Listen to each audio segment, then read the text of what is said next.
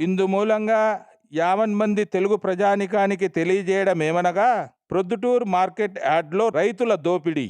కష్టపడి పండించిన రైతుకేమో కన్నీళ్లు, మధ్యలో ఉన్న దళారీ నేతలకేమో కాసుల పంట. ప్రొద్దుటూరు మార్కెట్ యార్డ్లో ఏం జరుగుతోంది? ప్రొద్దుటూరు వ్యవసాయ మార్కెట్ యార్డులో శనగలు, కందులు అమ్ముకోవడానికి వచ్చిన రైతులు నరకం చూస్తున్నారు. గతంలో ఊర్లోనే కొనేవారు, కానీ ఇప్పుడు మార్కెట్ యార్డుకు వచ్చి పడిగాపలు కాయాల్సి వస్తుంది.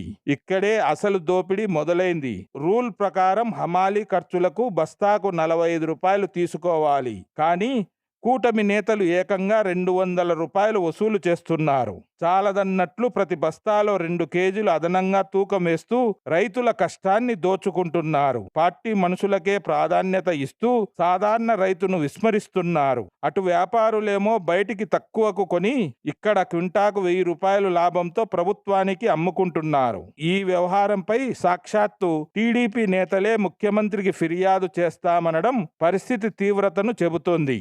అన్నదాతను ఆదుకోవలసిన వారే ఇలా దోచుకోవడం ఎంతవరకు న్యాయం?